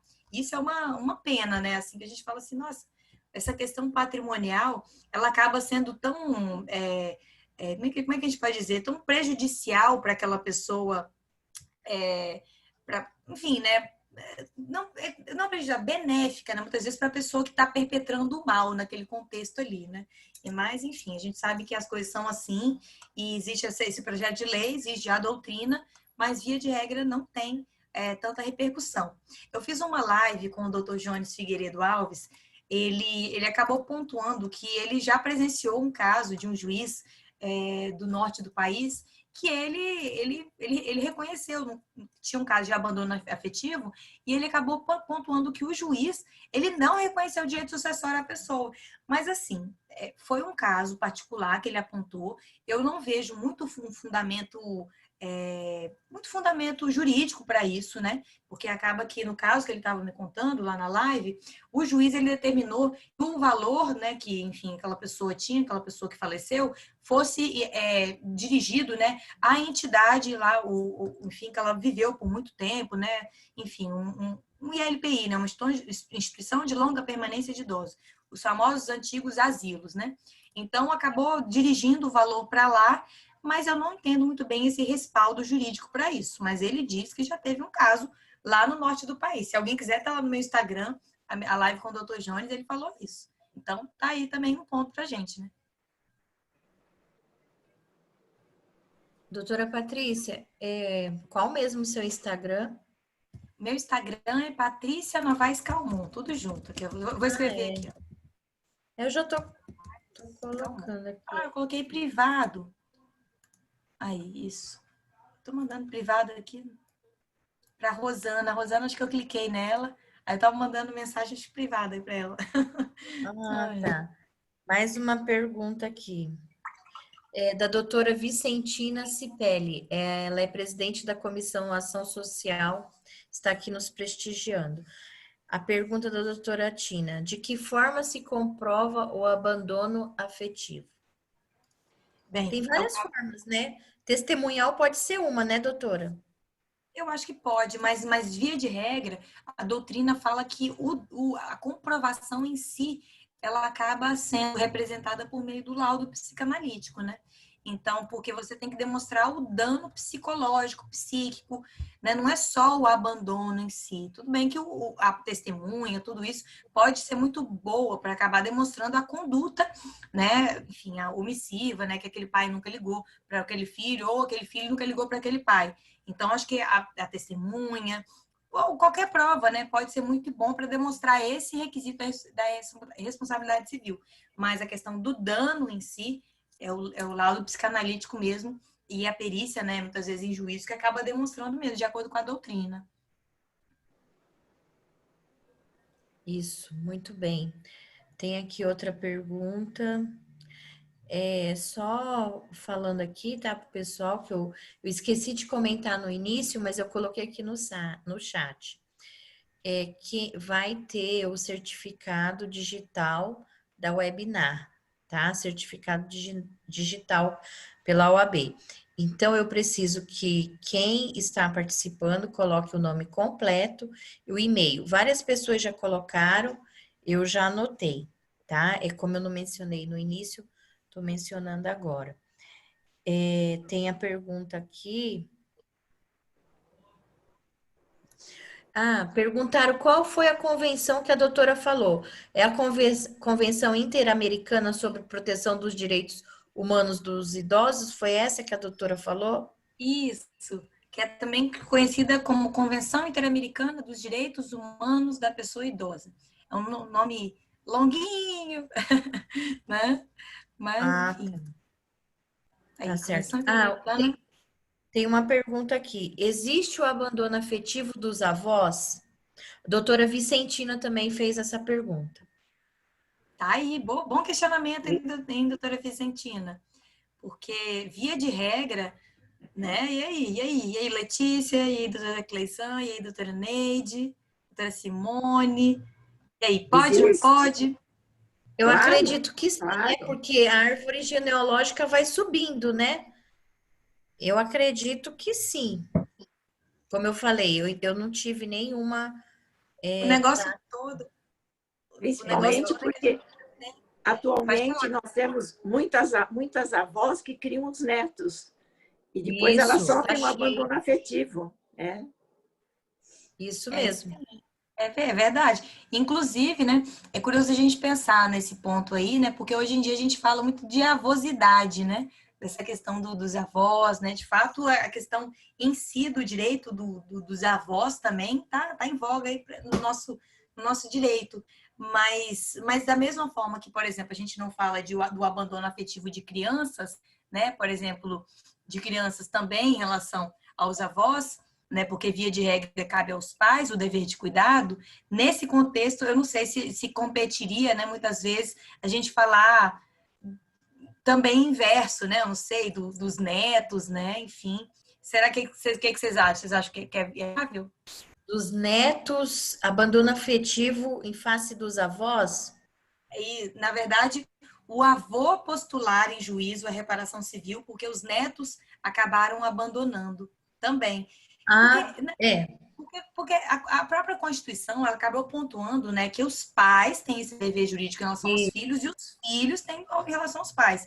Aí seria uma análise um pouco mais abrangente, mas eu acho que é algo aí para a gente construir, né? Não existe doutrina nesse sentido ainda, pelo menos que eu eu tenho visto. acredito. Doutora Cleição, posso falar um minuto? Claro, doutora Tina, pode falar. Bom, eu perguntei com relação aos avós, mas nesse caso específico, a pessoa, eu fui procurada por uma pessoa, mas ela não quer reparação com relação à reparação civil. Ela quer reparação psicológica mesmo, né? Porque ele quer conviver com o neto, ele quer que o neto visite ele não precisa financeiramente do neto. Eu sei que a gente não pode comprar o afeto, né? Não está não tá em voga aí o afeto, mas não existe uma forma de você ter essa reparação para fazer com que o neto visite os avós que já estão velhos, já muito idosos, estão doentes. E ele quer, é neto único. A mãe é filha única, só tem esse filho, que é o neto. Então, eles se sentem, os três, inclusive. Só que a mãe ainda não é idosa, ela tem 57 anos. Então, ela se sente um pouco abandonada, mas os avós mais ainda. Porque o filho simplesmente abandonou. A única coisa que ele faz é pagar o convênio do vô. O resto não faz mais nada. Bacana, doutora Vicentina. Inclusive, até nos moldes aí do que a Letícia está falando, a doutora Letícia Ucha, ela acabou pontuando, né, que de fato, né, ela falou assim, porque avós podem pedir em juízo a convivência com os netos, o inverso também pode ser possível. Ela falou que lá em Porto Alegre tem ação de avós solicitando convivência com os netos quando os pais privam da convivência. E, de fato, agora na pandemia, inclusive, teve um caso que circulou bastante, né, pelo menos nos meus grupos de WhatsApp, que era o caso de uma família que queria regulamentar a convivência com uma pessoa idosa, que era, no caso, era pai e avô, que entrou, a família inteira, né, acabou entrando na equação. Então, é curioso a gente falar que, na verdade, pode sim existir essa questão da regulamentação da convivência. Eu acredito que seja bastante viável, mas essa questão de exigir o amor, né, muitas vezes aí entra um dado um pouquinho complicado, né? Regulamentação de convivência. O negócio todo é que eles são já adultos, né? A mãe também é adulta e os avós, eu acho que eles estão, pelo que você disse, os avós estão meio sozinhos, tanto sem os filhos quanto os avós, não é isso? A mãe tem 57, não é a filha deles? Então, a mãe, que é a filha desses avós aí, né? Ela é filha única e tem um único filho. Então, os avós, eles querem a convivência com esse neto, né? A mãe já convive com eles, dá assistência, tudo direitinho, só que eles se sentem muito, porque são idosos, né? Ela está caminhando já por uma certa idade. Ela falou, eu não tenho ninguém, eu só tenho esse meu filho. Então, para mim, eu queria muito a convivência, porque ele não tem a convivência nem com a mãe e nem com os avós. Ele simplesmente, vamos dizer, ele abandonou, né? Então, é isso que eles queriam, o abandono, eles queriam a convivência, tanto a mãe como os avós, com o filho. Sim. Muitas vezes, doutora Vicentina, nesses casos, né, práticos assim que eu vejo, que muitas vezes ajuizar, né, entrar com uma ação mesmo em si, uma ação judicial, pode acabar potencializando esse afastamento, né? Porque o que a pessoa quer, de fato, é o que? O afeto, quer presença, quer convivência, quer de fato o exercício do direito que ela tem à convivência familiar e comunitária. Só que muitas vezes, nesses casos... Né? Como? Foi o que eu disse para ela, que eu aconselharia fazer uma mediação, sentar, conversar, para saber o porquê desse abandono, porque eu falei, isso daí vai potencializar muito mais. Eu falei, você tem certeza do que você está querendo? Porque isso daí vai piorar muito a sua situação. Se já está ruim agora, com a ação vai ficar muito pior. Sim. Então, ela ficou de pensar. A questão da mediação, viabilizar a mediação, até mesmo no seu escritório, né, tudo mais, eu acredito que seja fundamental. Quando a gente está lidando com o direito dos idosos, em muitas e muitas questões, a gente precisa chamar a família, não precisa nem ser uma mediação, mas chamar a família, se reunir com a família, para que a vontade daquela pessoa idosa seja exposta de forma juridicamente válida. Porque a própria família, muitas vezes, acaba assim, achando... não, ela não tá assim, não quer, nananã. Então, quando essa própria pessoa vai no advogado, procura um advogado, né, sabe dos seus direitos, chamar a família nesse contexto é muito interessante e eu acho que, assim, muitas vezes resolve. Eu num caso específico, fui procurada por uma mulher, né, uma senhora, que ela estava cansada, olha que coisa, para a gente pode parecer assim, uma coisa muito boba, né? Mas assim, ela estava cansada de ser demandada pelos filhos para questões patrimoniais, que ela era assim, a pessoa que pagava as coisas para todo mundo, assim, uma família com bastante condição financeira, mas assim, ela tem condição e o marido tinha, né? Eles acabaram se separando. Mas aí os filhos acabaram que ficaram meio ali nas costas dos pais da vida inteira. Já eram adultos, quase 50 anos os filhos. E aí ela falou assim, eu cansei, eu não quero. No máximo que eu quero fazer é, por exemplo, assim, eu dou um valor X para um, outro e para outro. Mas todo dia eu vou ter uma apurrinhação de patrimônio. Ah, me dá 100, me dá 1.000, me dá 2.000, me dá não sei quanto. Aí, olha que coisa curiosa, a gente acabou chamando a família inteira e falando, expondo, porque eu falei com ela assim, ou a gente tenta fazer isso, assim, expondo a sua vontade, que, né, juridicamente válida, obviamente, que é válida, né? Ou então a gente, imagina, teria que entrar com uma ação de não fazer, imagina que coisa desagradável, imagina, para não importunar, é uma situação desagradabilíssima, que assim, ela tinha um bom relacionamento com os filhos, mas ela estava cansada. Então, quer dizer, é uma situação que muitas vezes para a gente que trabalha nessa área de direito dos idosos em si, a gente acaba podendo viabilizar questões que para a gente não é nem tão complexa, vamos dizer assim, a gente tem que entrar com uma ação complexa, nem nada assim. Muitas vezes chama, reúne, fala aquela vontade, muitas vezes faz um acordo, muitas vezes ali com aquelas pessoas, e pronto, a questão acaba sendo resolvida extrajudicialmente mesmo, né, na conversa, muitas vezes, sem quebrar aquela questão do afeto que existe entre as pessoas. Então, no seu caso, eu acho que talvez a tentativa de conversa, de mediação, acho que é super louvável. Porque ela procurou uma advogada. Eu falei, por que ela procurou uma advogada, né? Porque, na realidade, ela não quer uma reparação civil, ela quer só a convivência. Ela falou, porque eu estou cansada já de psicóloga, já fui em várias, né? E não consegui ter o que eu quero. Então, de repente, sei lá, pelas vias judiciais, falei, olha, só até poderia, mas eu acho que talvez não seja a mais adequada, né? Então, ela ficou de pensar no que eu falei, vamos ver o que vai ser resolvido. Mas eu agradeço muito, viu, doutora Patrícia?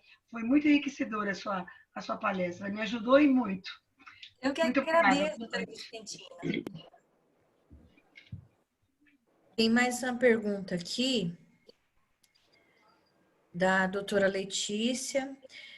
Se um filho abandona um pai com Alzheimer, na verdade, eu acho que ela não está perguntando.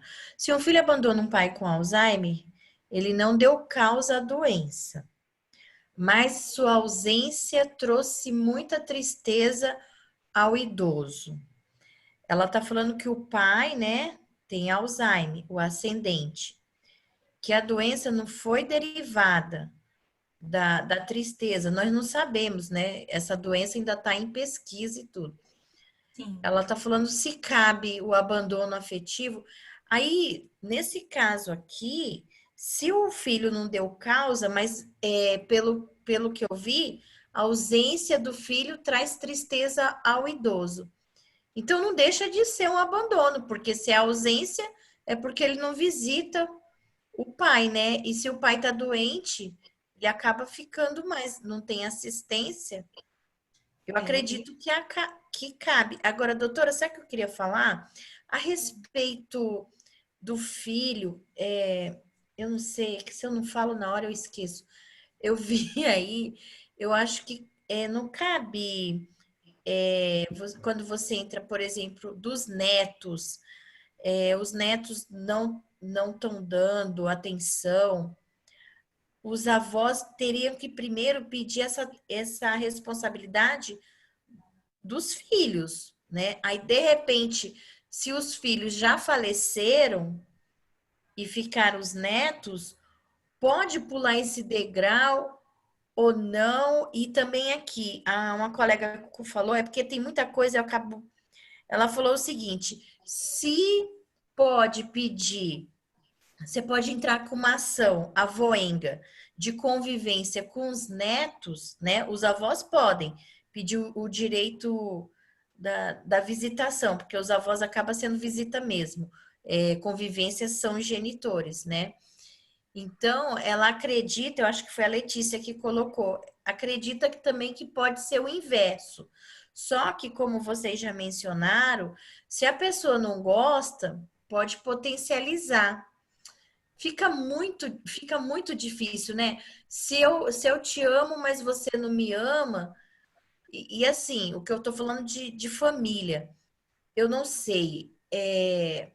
Eu acredito que, como o pessoal pensa muito em dinheiro, em herança, sucessão, sei lá, de repente, essa senhora Eu não sei, até que eu sei que tem que ter uma diferença de 16 anos para adotar, não é isso? Isso.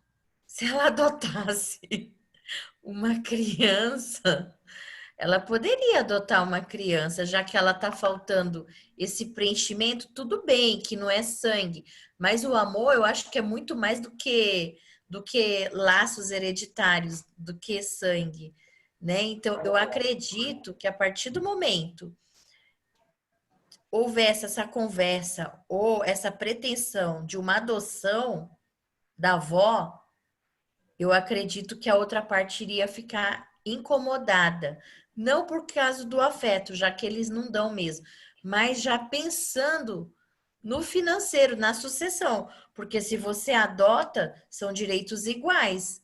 Vai concorrer junto, é filho. Então, já que você não me dá atenção, não é um amor comprado. Adoção não é amor comprado, né? Adoção é um amor muito mais puro do que muitos amores que tem por aí, né? Porque é um ato de amor. Eu pensei nessa possibilidade, não sei se eu viajei muito, mas porque uma criança traz muita alegria, né? Muita alegria. E como a doutora, não sei se foi a doutora Tina, é um neto. Eu não sei se esse neto é criança ou adolescente, mas foi um pensamento aqui que iria provocar a outra parte, com certeza. Talvez era capaz até de querer interditar a avó, já pensando longe. Mas tudo bem.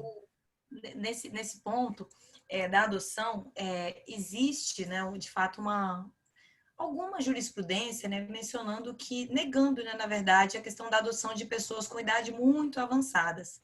É criticável, né, obviamente, mas eu acredito que talvez o foco da adoção tenha que ser mesmo aquela vontade de constituição de família e tudo mais, e não o fato, fui abandonado, então agora eu vou suprir essa necessidade com um neném. Não sei, assim, cada um sabe, né, os seus valores ali para adoção e tudo mais. Nesse caso, não seria neném, seria uma criança.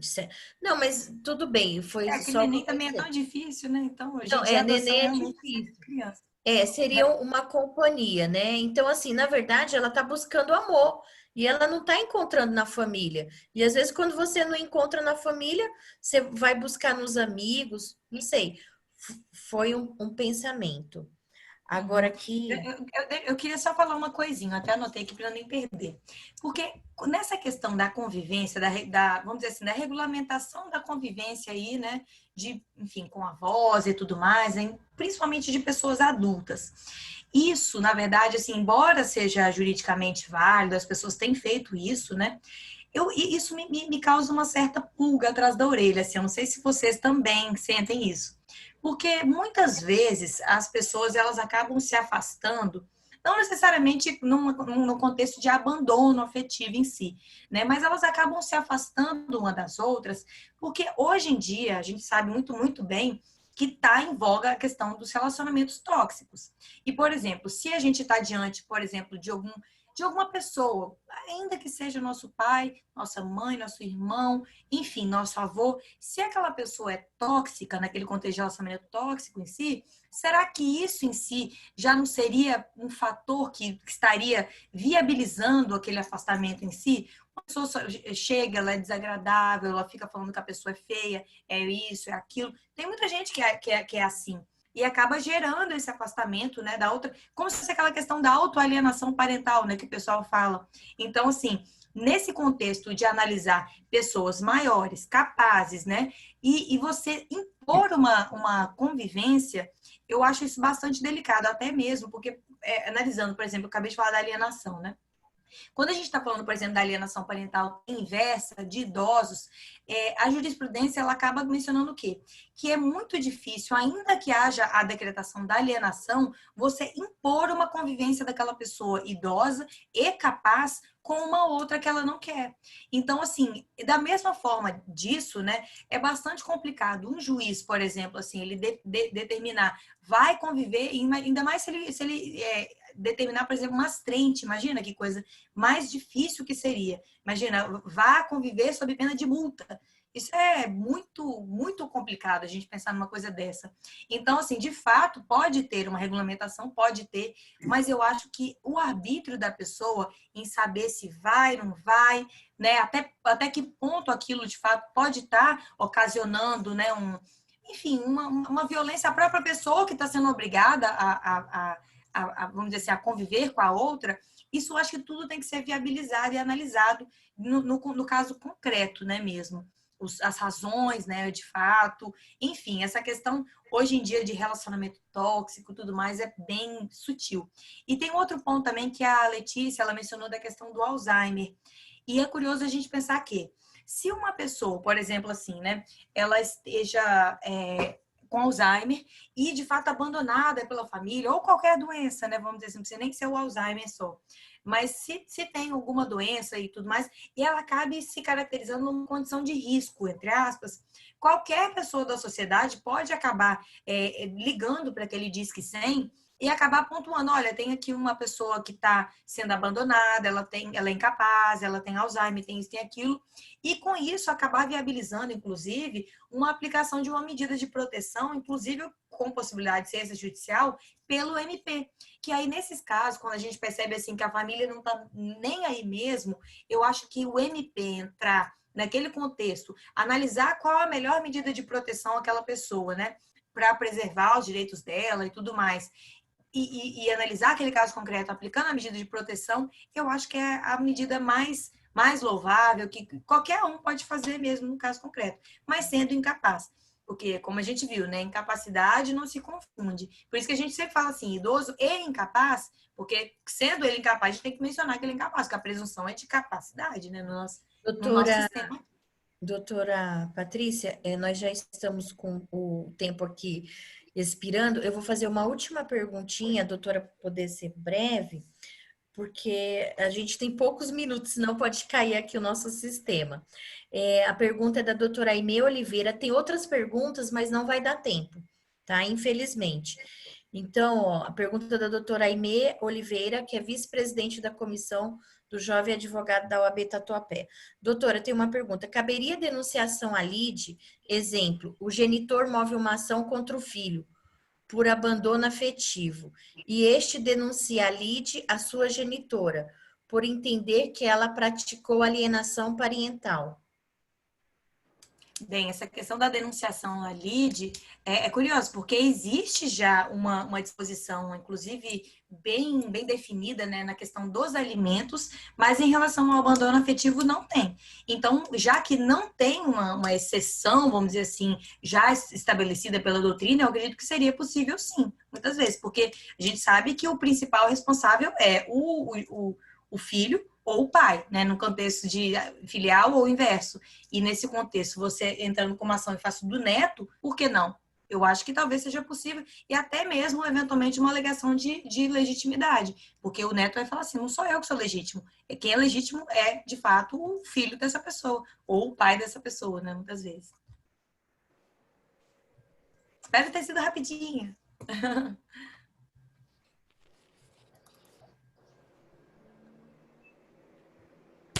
Tá mudo. Tá mudo, ficou mudo, Cleição.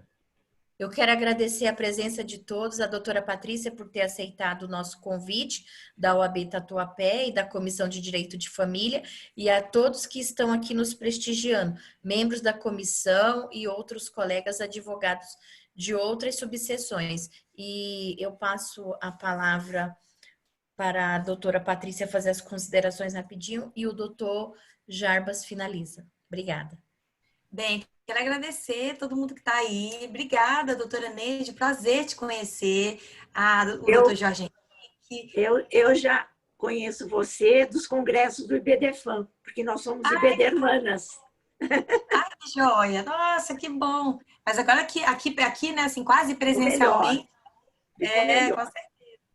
Então, ó, doutora Paloma, Juliana, Rosana, Letícia, Célia. Obrigada, pessoal. Obrigada pelo convite, doutora Cleizan e doutor Jarbas. Obrigada ao OAB Tatuapé. Para mim é um prazer. Quando precisarem de mim, só me chamarem. Para mim é sempre um prazer bater esse papo aqui com vocês. Obrigada, pessoal, que está aí. E qualquer coisa, só me chamarem lá no Instagram. A Patrícia doutora não vai Patrícia, só fala qual foi o livro que a doutora lançou recentemente. O meu, na verdade, deixa eu pegar aqui.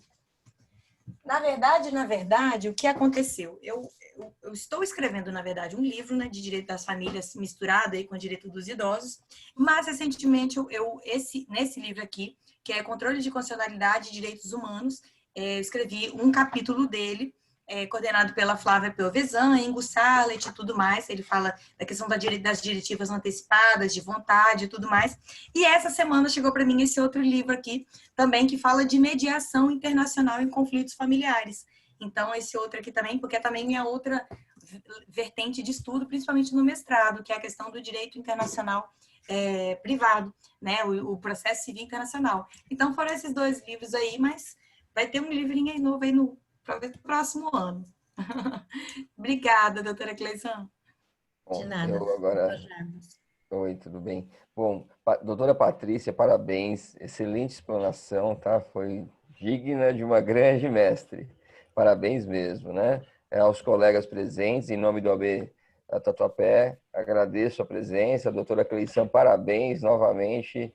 Trouxe uma grande palestrante, uma pessoa que realmente brilhantou com um conhecimento vasto na área da família, viu? A senhora está de parabéns, viu? Esteja sempre convidada pelo OAB 101 Tatuapé, por favor. E venha nos prestigiar presencialmente, hein? Presencialmente. Tá? Muito obrigado a todos os colegas. Boa noite e obrigada a todos os colegas. E boa noite, doutora Patrícia, mais uma vez obrigada. E ao doutor Jarbas aqui conosco, nos prestigiando com a sua presença, representando a nossa presidente, doutora Rosimeire. Boa noite a todos, muito obrigada. Então, o prazer foi meu. Boa noite, até mais. Obrigada, Boa pessoal. noite. Boa Tchau, noite. tchau.